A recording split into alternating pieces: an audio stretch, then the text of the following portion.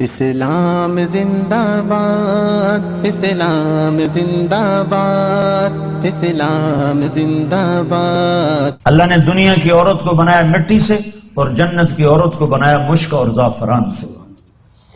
وہ سورج کو انگلی دکھائے تو سورج اس کے سامنے نظر نہیں آتا، وہ مردوں سے بات کرے تو مردے زندہ ہو جاتے ہیں، زندوں کو جھلک دکھائے ان کے کلیجے پھٹ جاتے ہیں، دوپٹہ ہوا میں لہرا دے ساری کائنات میں خوشبو پھیل جاتی ہے۔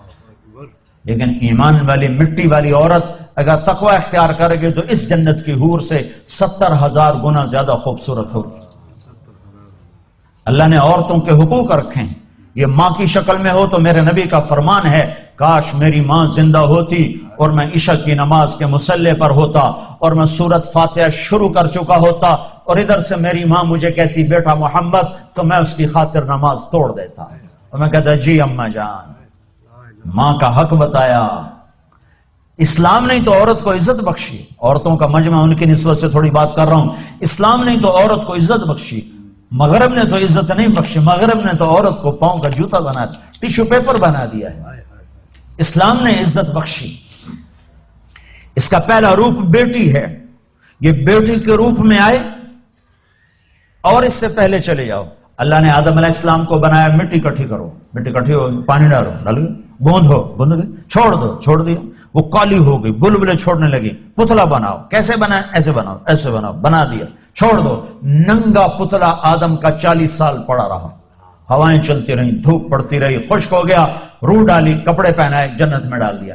اگر اللہ چاہتا تو حوا کا پتلا بھی ساتھ بنا دیتا، مٹی کٹھی کر کے گندھوا کے اور پتلا بنا کے ننگا ساتھ ہی ڈال دیتا، تو ننگا پتلا تو مرد کے لیے کشش کوئی نہیں، فرشتوں کو کیا ہوگی؟ اور بے پردگی تھی کوئی نہیں کہ تھا ہی کوئی نہیں، بے پردگی کس سے تھی؟ تھا ہی کوئی نہیں، تو دونوں پتلے ساتھ ساتھ بنتے، آدم کا بھی حوا کا بھی، دونوں ننگے ہوتے، پھر دونوں میں روح ڈالتا، پھر دونوں کو کپڑے پہناتا، پھر دونوں کو جنت میں ڈالتا۔ نا نا نا نا نا، ایک تو انتظار کروایا، انتظار کروا کے چیز عطا فرمائی اللہ نے کہ بڑی چیز کو ایویں نہیں دیا جاتا، کچھ تھوڑا سا مشقت میں ڈال کے دیا جاتا ہے۔ تو اللہ نے زندگی کا ساتھی آدم کو دیا، جنت آپ ہی دے دی اور حوا کا انتظار کروایا، جنت کا انتظار نہیں کروایا، حوا کا انتظار کروایا۔ پھر مٹی نہیں اکٹھی کی، پتلا نہیں بنایا، پانی نہیں ڈلوایا اور اسے ننگا نہیں ڈالا، بلکہ آدم کو سلا دیا، فرشتوں کی آنکھوں پہ پردہ ڈال دیا۔ جب آدم علیہ السلام کی آنکھ کھلی ہے تو اپنے پہلو میں ایک عورت کو مکمل لباس میں پردے میں پایا ہے۔ پہلے دن سے عورت کو عزت سے بنایا ہے، کہا آدم تیری پسلی سے نکالا ہے۔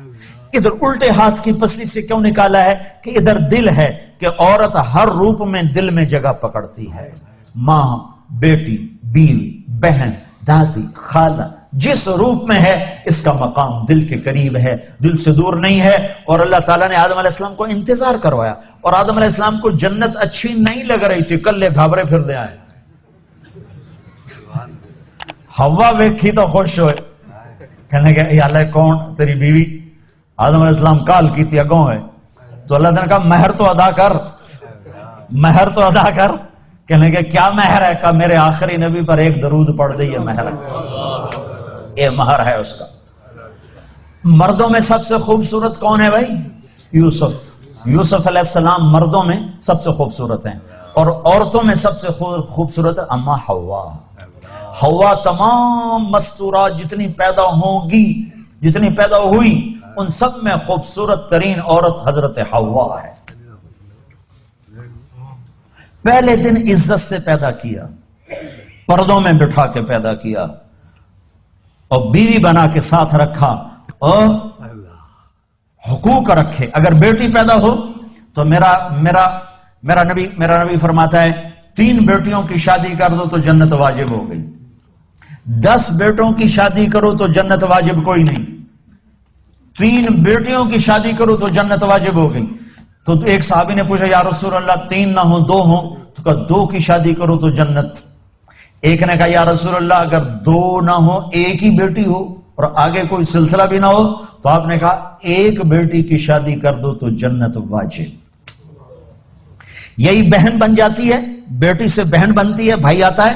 تو میرے نبی نے فرمایا جس کو اللہ نے 2 بہنیں عطا فرمائیں، 2 بہنیں، اور انہوں نے اس کا حق ادا کیا، حق کہ بھائی بہنوں کا حق مار جاتے ہیں، ماں باپ کی وراثت میں سے بہنوں کو نہیں دیتے.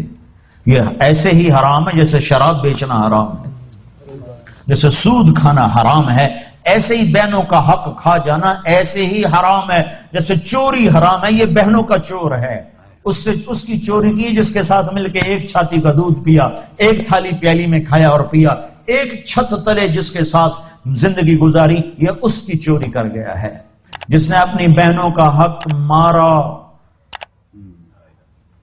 اس کا رزق حرام ہو گیا. میں اپنے استاد صاحب کی خدمت میں جن سے میں نے تفسیر پڑھی شہد لے کر گیا، 76-77 کی بات، رائمنڈ مرکز میں ہی مدرسہ ہے، مولانا جمشید صاحب. میں نے کہا حضرت یہ شہد لایا ہوں. کہاں سے لائے ہو؟ کہا جی میرے اپنے باغ کا ہے. میں نے کہا میں نے خود توڑا، باغ میں لگا تھا آم کا. میں نے کہا جی میرے اپنے باغ کا ہے. تو مجھ سے فرمایا تیرے باپ نے اپنی بہنوں کو زمین میں سے حصہ دیا تھا؟ ایک شہد کی بوتل اس وقت 10 روپے کی آ جاتی تھی. اور کتنا گہرا سوال کیا، یہ نہیں کہا ماشاءاللہ جزاک اللہ، یہ نہیں کہا تیرے باپ نے اپنی بہنوں کو زمین میں سے حصہ دیا تھا؟ اگر دیا تھا پھر تو یہ شہد حلال ہے، اور اگر نہیں دیا تھا تو سارا ہی حرام ہے، تو میں نہیں لوں گا، یہ مطلب تھا. ہاں بھائی تیرے ابا نے بہنوں کو زمینوں میں حصہ دیا تھا؟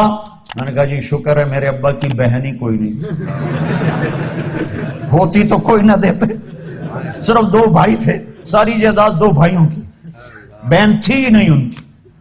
میں نے کہا اچھا تو تیرے دادا نے اپنی بہنوں کو زمین میں سے حصہ دیا تھا؟ میں کہا میں جمعیا ہی کوئی نہ ہوں، اس لیے میرے کو کی پوچھی جانا، میرے جمن تو پہلے دی گل نہ تھا، نہ پوچھو میرے کو. تو پھر ہنس پڑے کہ اچھا ادھر رکھ دو. تو میرے نبی نے فرمایا جس نے بہنوں کو حصہ دیا، جس کو اللہ نے 2 بہنیں دی، اس نے بہنوں کا حق دیا، اور شادی کے بعد بھی ان کے سر پہ ہاتھ رکھا تو اس پہ جنت واجب ہو گئی. پھر یہ بیٹی سے بہن، بہن سے بیوی. پھر میرے نبی نے فرمایا بہترین مسلمان وہ ہے جو بیوی کے ساتھ اچھا سلوک کرے. اور میرے نبی نے فرمایا جو یہ چاہے اس لوگ کا مسلمان کہ وہ جنت میں میرے گھر کے قریب گھر بنا لے تو وہ 2 کام کرے، ایک اپنے اخلاق اچھے کرے، ایک اپنی بیوی سے اچھا سلوک کرے، تو اس کا گھر میرے گھر کے قریب ہو جائے گا. تہجد پڑھے، جہاد کرے، تبلیغ کرے، ذکر کرے، مراقبہ کرے، یہ نہیں فرمایا. کہ وہ 2 کام کرے، ایک اخلاق اچھے کرے، ایک بیوی سے اچھا سلوک کرے. یہ بیوی سے اچھا سلوک بھی تو اخلاق میں آتا ہے، اس کو الگ کیوں کہا ہے؟ کہ بہت سے لوگ باہر بڑے اخلاق والے ہوتے ہیں اور گھر میں بیویوں کے ساتھ بڑے بدتمیز ہوتے ہیں. اور ہمارے ذمہ داروں میں عام ہے یہ حدیث، ایسے میں آنکھوں سے دیکھ رہا ہوں کہ میرا سارا خاندان، میرا معاشرہ جو ذمہ دار معاشرہ ہے، وہ باہر ڈیرے دار ہیں، ذمہ دار ہیں اور بڑے سخی ہیں، بڑے مہمان نواز ہیں، لیکن گھر میں اتنے ہی بدتمیز ہیں. بیویوں سے ایسے سلوک کرتے ہیں جیسے نوکرانیاں. بیویوں کے ماں باپ کو ایسے گالیاں نکالتے ہیں جیسے انہیں گالی دینا ثواب کا کام ہے.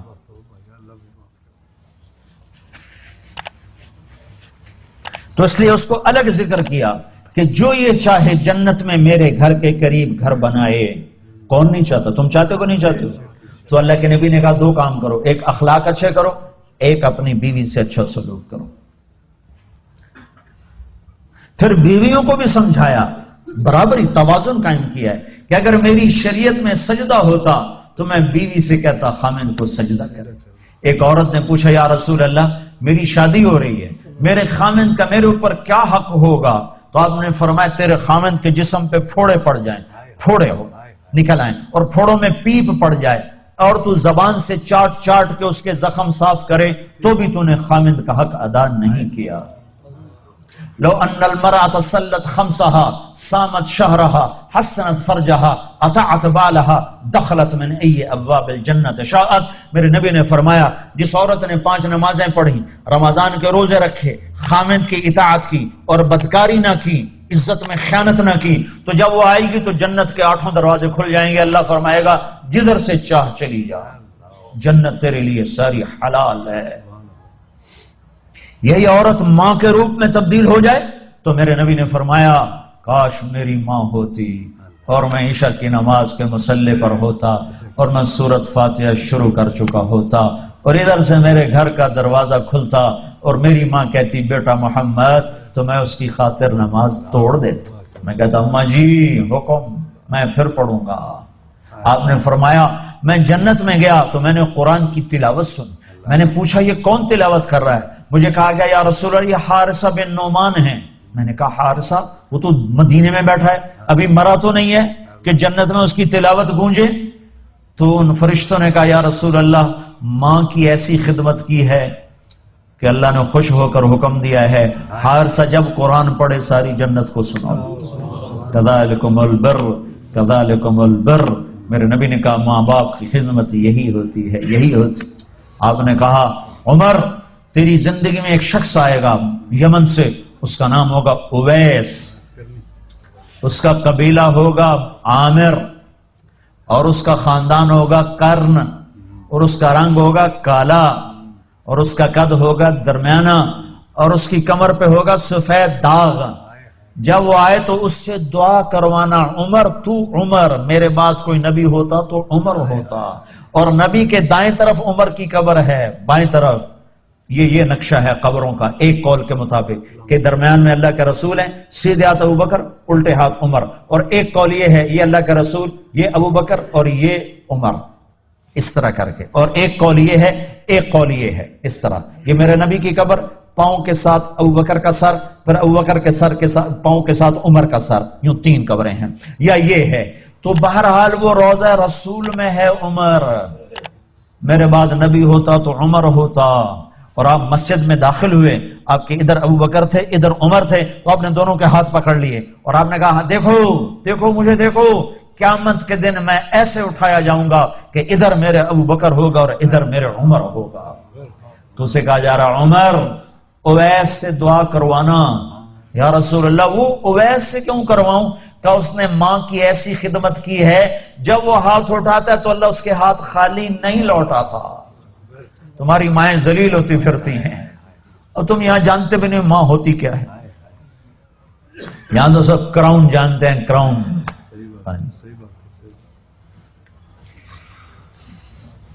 اللہ معاف کرتے ہیں۔ حضرت عمر کا زمانہ آ گیا، ہر سال حج کرتے تھے، ہر سال حج میں اعلان کرتے، کوئی اویس بنی عامر کوئی بھی نہیں ہوتا تھا۔ ایک سال گزرا تو آپ نے حج میں سارے حاجی اکٹھے کر لی، جبل ابی قبیس کے سامنے کھڑا کر دے، کہا بھائی سارے کھڑے ہو جاؤ، اور کہا بھائی یمن والے کھڑے رہو باقی سارے بیٹھ جاؤ۔ تو یمن والے کھڑے، ہاں بھائی سارے یمن والے بیٹھ جاؤ، بنو عامر کھڑے رہو، تو بنو عامر کھڑے ہو گئے۔ پھر سارے بنو عامر بیٹھ جاؤ، کرنی کھڑے رہو، تو ایک کرنی کھڑا رہا، ایک، باقی سارے بیٹھ گئے۔ تو حضرت عمر نے پوچھا بھائی تو کرنی ہے؟ کہا جی ہاں۔ کہا تو اویس کو جانتا؟ جی جان، تو میرا سگا بھتیجا ہے، میرے سگے بھائی کا بیٹا، پر وہ تو پاگل سا ہے، آپ اس کا کیوں پوچھ رہے ہیں؟ تو حضرت عمر رونے لگے، کہنے کہ پاگل وہ نہیں تو ہے، یہ بتا وہ حج میں آیا ہے؟ کہا جی آیا ہے۔ کدھر ہے؟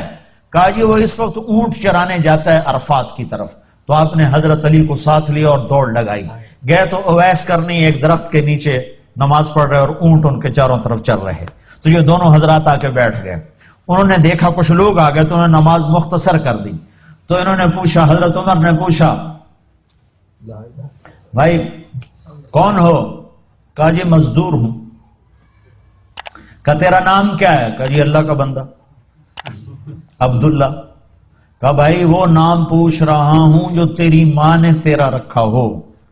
وہ کہنے لگا تو میرا انٹرویو کیوں لے رہا ہے؟ ان کو نہیں خبر کہ یہ عمر ہیں، یہ تو تابعین میں سے نا، دیکھا بھی نہیں، پہلی دفعہ حج پر آئے ہیں۔ تو حضرت علی بول پڑے کہ بھائی یہ امیر المومنین ہیں عمر بن خطاب اور میں ہوں علی بن ابی طالب۔ تو وہ پھر ایسے کانپ گئے، کہنے میں معافی چاہتا ہوں، میں نے آپ کو نہیں پہچانا، میں آپ کو بھی سلام پیش کرتا ہوں اور آپ کو بھی سلام پیش کرتا ہوں، میرا نام میری ماں نے اویس رکھا ہے۔ تو حضرت عمر نے کہا کپڑا ہٹاؤ اپنی کمر سے، تو ان سے کمر سے کپڑا ہٹایا تو سفید نشان تھا، تو کہا ہاتھ اٹھا اور ہم دونوں کے لیے دعا کر۔ وہ رونے لگے، کہ میں